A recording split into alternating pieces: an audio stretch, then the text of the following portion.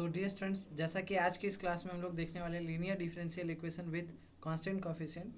कहीं कहीं आपको ये higher order linear equations, nth order, ये सब कुछ सेम ही है, ऐसा नहीं है कि डिफरेंट है, सब कुछ सेम है।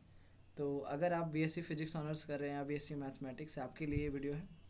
और आपको पता भी है कि बीएससी सेम 1 से सेम 6 तक हमारे इस चैनल पे आपको सभी जो सिलेबस है बीएससी फिजिक्स ऑनर्स की वो कंप्लीट कराई जाती है। तो अगर आप हमारे चैनल पे न्यू हैं तो वीडियो को लाइक ज़रूर करें और चैनल को सब्सक्राइब जरूर करें, है ना। चलिए हम लोग बात करते हैं आज के इस टॉपिक पे, linear differential equation with constant coefficient. That means देखिए, अगर कोई इक्वेशंस आपको इस फॉर्म में दिखे, है ना, कि D N Y D X N P one D N minus one Y D N D X, है ना, ये एक्स है, D X N minus one P two D N minus two Y D X N minus two plus dot dot dot dot से P N nth term तक Y is equal to X. तो यहाँ पर याद रखिएगा P one P two P three ये सब कुछ नहीं है, नंबर्स है। और यहाँ पर एक्स कुछ नहीं है, मेरा एक फंक्शन ऑफ एक्स है। इसी को हम लोग बोलते हैं linear differential equation with constant coefficient. तो देखिए, इसको समझने के लिए एक चीज़ जानिएगा कि जैसे हम बात करते हैं ना कि किसी भी डिफरेंशियल इक्वेशन जो है, अगर कभी भी ऐसा आता है इस तरह का, तो हमको इसको क्या करना होता है, सॉल्व करना होता है। सॉल्व करना इस तरह का जब भी आएगा इक्वेशन, हमको इसको सॉल्व करना होता है। कैसे सॉल्व करना होता है ये देखिए।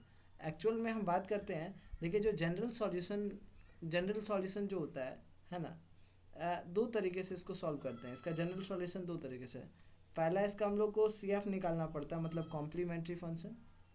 सी एफ निकालना होता है कॉम्प्लीमेंट्री फंक्शन, इसका सी एफ निकालना होता है। दूसरा, इसका हमको पार्टिकुलर इंटीग्रल निकालना पड़ता है, पी आई, पार्टिकुलर इंटीग्रल। मतलब कि किसी भी जनरल सॉल्यूशन अगर इसका निकालना है तो हमको सी एफ निकालना है और साथ में पार्टिकुलर इंटीग्रल। बट आज के इस क्लास में हम लोग पढ़ेंगे कॉम्प्लीमेंट्री फंक्शन के बारे में। कॉम्प्लीमेंट्री फंक्शन के बारे में मतलब ये क्योंकि आज के इस क्लास में हम लोग ये इसलिए पढ़ेंगे क्योंकि जब इक्वेशन याद रखना है इज इक्वल टू जीरो दिया हो, तो याद रखना है इसमें कुछ नहीं, बस सिंपल हमको कॉम्प्लीमेंट्री फंक्शन ही फाइंड आउट करना होता है। जैसे फॉर एग्जांपल के तौर पे देखें हैं यहाँ पर, फॉर एग्जांपल जैसे डी थ्री वाई अपॉन में D X cube minus six D square Y upon में D X square D X square plus 11 D Y upon में D X minus 6 Y is equal to 0। तो देखिए, तो कहने का मतलब यही है ना। तो ये जनरल सॉल्यूशन यही होता है, निकालना हो तो। अब अगर हम बात करें तो कॉम्प्लीमेंट्री फंक्शन हम लोग निकालेंगे जब भी कोई इक्वेशन अगर इज इक्वल टू जीरो के फॉर्म में दिया हो, है ना। ये हम लोग जैसे एग्जांपल देखें तो इसका हम लोग कॉम्प्लीमेंट्री फंक्शन निकालेंगे। तो चलिए हम लोग, अगर हम बात करें, कुछ ऑपरेटर्स होते हैं जिसके बारे में आप लोग पहले जान लीजिए, उसके बाद हम लोग आगे निकालेंगे कॉम्प्लीमेंट्री फंक्शंस। देखिए, कुछ ऑपरेटर्स होते हैं। ऑपरेटर्स कहने का मतलब क्या, कि जैसे आपका दिया हो डी डेल अपॉन में डेल एक्स, तो याद रखिएगा इसको हम लोग सिंपल डी से लिखेंगे। और या फिर डेल अपॉन में डेल टी, तो यहाँ पर भी हम इसको सिंपली डी से लिखेंगे। दूसरा operator del square Y upon में डेल एक्स स्क्वायर, तो यहाँ पर डेल के डी, यहाँ स्क्वायर है ना, पावर देखो, तो वाई। उसी तरह यहाँ पर डी वाई अपॉन में डी एक्स है, तो इसको हम लोग लिखेंगे नॉर्मल डी वाई। और यहाँ पर del cube del X cube है, तो यहाँ पर डी का क्यूब वाई। तो देखिए, कहने का मतलब ये है, ठीक है ना। अब हम लोग समझते हैं कि ऑक्सिलरी इक्वेशन क्या होते हैं। चलिए समझते हैं। सबसे पहले ऑक्सिलरी इक्वेशन को समझो, क्योंकि उसी से फिर हम लोग फाइंड करेंगे, है ना। फाइंड करेंगे ये मतलब कि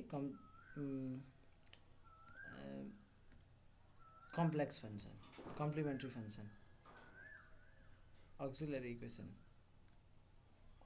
इक्वेशन। चलिए समझो क्या होता है ऑक्सिलरी इक्वेशन मतलब देखो क्या है। मान लो कोई क्वेश्चन दिया हुआ है, जैसे ऐसे दिया हुआ है, डेल क्यूब वाई अपॉन में del X square del X cube minus 6 del square Y upon में del X square plus 11 del Y upon में डेल एक्स माइनस 6y बराबर 0। तो देखो एक चीज़ है, हम लोग इसको लिख सकते हैं ना, डी क्यूब वाई माइनस 6 है, 6 यहाँ डी स्क्वायर वाई और प्लस 11 डी वाई और माइनस 6 सिंपली वाई बराबर 0। अब देखिए अगर यहाँ ध्यान से y कॉमन हो सकता है तो y कॉमन ले ले, तो यहाँ पर बचेगा D minus D cube minus 6 D square plus 11 D minus 6 बराबर 0। अब इसको उधर भेज दे तो हमारा सिंपल आता है D cube minus 6 D square plus 11 D minus 6 बराबर 0। तो ये है ऑक्सिलरी इक्वेशन, यही क्या है ऑक्सिलरी इक्वेशन। अब हमको क्या करना है, ध्यान से सुनिएगा, अब हमको इसको सॉल्व करना है। तो हम लोग डिफरेंट वैल्यूज़ हमको मिलेंगे डी का, और हमको वहाँ से फिर जनरल सॉल्यूशन फाइंड करना है। तो यहाँ तो हमें कॉम्प्लीमेंट्री फंक्शन, मतलब सिंपली है कि यहाँ पर हमें कॉम्प्लीमेंट्री फंक्शन ही सॉल्व करना है, इक्वल टू 0 है। देखो बात करें अगर हम कॉम्प्लीमेंट्री फंक्शन का, ये 4 टाइप्स का होता है। पहला जैसे रियल एंड डिस्टिंक्ट है ना, रूट्स, जैसे एग्जांपल के तौर पे जो डी का वैल्यू होगा 1 होगा, 2 होगा, 3 होगा। अभी हम लोग देखेंगे एक एक, समझेंगे एक एक करके। जैसे रियल एंड रिपीटेड, तो यहाँ पर हम लोग देखेंगे जैसे एग्जांपल के तौर पे यहाँ पर डी का वैल्यू जो होगा रिपीट करता होगा 2 या फिर और 1, 2, 3, 3 रिपीट करता होगा। जैसे तीसरा हम लोग देखेंगे इमेजिनरी एंड डिस्टिंक्ट। इसका एग्जांपल के तौर पे देखें तो हम लोग देखेंगे अल्फ़ा प्लस आई बीटा, है ना। मान लो जैसे एग्जांपल के तौर पे इस फॉर्म में होगा, इस फॉर्म में जैसे यहाँ पे देगा क्या, देखो दिया होगा 3 प्लस माइनस आई 4, मतलब यहाँ पर अल्फ़ा का वैल्यू 3, बीटा का वैल्यू 4। अब एक चौथा टाइप है, उसको बोलते हैं इमेजिनरी एंड रिपीटेड। मतलब क्या, जैसे रिपीट करता दिखेगा I4 3 प्लस I4, ठीक है ना। तो ये 4 कॉम्प्लीमेंट्री फंक्शंस हैं। और अब हम लोग बात करेंगे जैसे टाइप 1 पे देखो, एक एक करके देखते हैं। टाइप 1 पे देखो, जैसे हम लोग देखें क्या कि जहाँ पे डी का वैल्यू क्या होता है, जैसे 1, 2, 3 इस तरह करके डॉट डॉट डॉट। टाइप 1 पे देखते हैं, आ जाते हैं टाइप 1 पे हम लोग क्या जानते हैं कि रियल एंड डिफरेंट, रियल हो और डिफरेंट हो। वही 1, 2, 3 देखो डिफरेंट है ना। जैसे इसके लिए जो जनरल सॉल्यूशन होता है, उसके लिए जो इक्वेशन होता है, ये अभी बताएंगे। C1 e का power m1x plus C2 e का power m2x plus C3 e का power m3x plus C4 e का पावर m4x। देखो ध्यान से बता रहे हैं। जैसे मान लो वैल्यू है डी का 1, 2, 3, तो इसके लिए जनरल सॉल्यूशन क्या हो जाएगा, देखो y बराबर C1 e का पावर m का वैल्यू क्या दे दिया, एक बार देखो m, देखो यहाँ पर m1 कितना है 1, तो 1x प्लस C2 यहाँ देखो 2, मतलब e का power 2x plus C3 e का पावर 3x, है ना। इसी तरह करके ये इसका जनरल सॉल्यूशन हो गया। टाइप 2 के लिए बात करें तो हम लोग देखते हैं कि क्या होना चाहिए। टाइप टू के केस में होना चाहिए रियल एंड रिपीटेड। जो टाइप टू था उसमें क्या डी का वैल्यू रिपीट करता दिखेगा। जैसे मान लो इसके लिए जो जनरल इक्वेशन होगा y बराबर, क्योंकि ये रिपीट करता होगा तो c1x यहाँ पर प्लस c2 e का पावर 2x है ना। देखो इसका जनरल सॉल्यूशन होगा।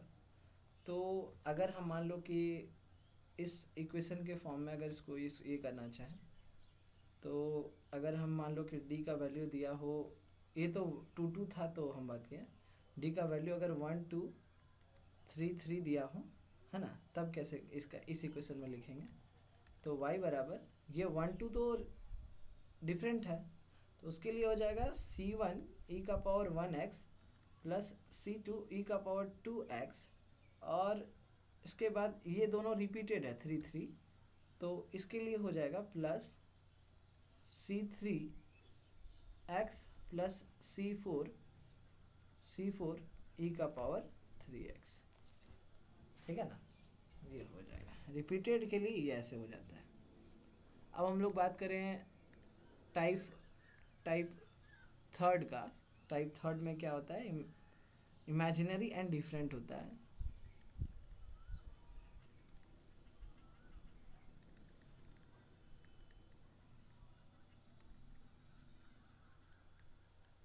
And different, imaginary and different. तो देखिए कैसे, मतलब मान लो कि जैसे d का वैल्यू है 2 प्लस i5 या फिर 5i, तो जैसे मतलब यहाँ पर क्या है, अल्फ़ा का वैल्यू 2 है, बीटा का वैल्यू 5 है। तो इस केस में जो जनरल सॉल्यूशन होता है यहाँ पर होता है कि इसका इक्वेशन होता है y बराबर e का पावर अल्फ़ा x, इसका इक्वेशन होता है c1 cos beta x plus c2 sign beta x, ये इक्वेशन होता है। तो y बराबर e का पावर अल्फ़ा का वैल्यू 2x हो जाएगा, यहाँ पर c1 cos बीटा का वैल्यू 5 है, 5x plus c2 sign 5x, ये आपका हो गया इसका सॉल्यूशन। और अगर यहीं पर टाइप 4 का बात करें, टाइप 4 का ध्यान से देखिए, टाइप 4 क्या कहता है। टाइप 4 कहता है इमेजिनरी एंड रिपीटेड, रेट नहीं, सॉल्यूशन के लिए नहीं, इमेजिनरी एंड रिपीटेड। इसके लिए क्या हो जाएगा, देखो ध्यान से। इमेजिनरी एंड रिपीटेड का मतलब देखो कि जैसे मान लो कुछ दिया हो d बराबर 5 प्लस 6i, 5 प्लस माइनस, हाँ प्लस माइनस दे देना यहाँ, प्लस माइनस है ना। एक चीज़ हम भूल गया था, देखो यहाँ प्लस माइनस है ना, plus minus plus minus plus minus 5 plus minus 6i। देखिए एक चीज़ यहाँ पर जो अगर हम बात करें, अल्फ़ा का वैल्यू है 5 और बीटा का वैल्यू है 6। इसके लिए अगर हम जनरल सॉल्यूशन बोलें तो इसके लिए जनरल सॉल्यूशन होता है y बराबर e का power alpha x c1x plus c2 cos beta x plus c3x plus c4 sign beta x, ये होता है। तो हो जाएगा y बराबर e का पावर अल्फ़ा का वैल्यू 5x c1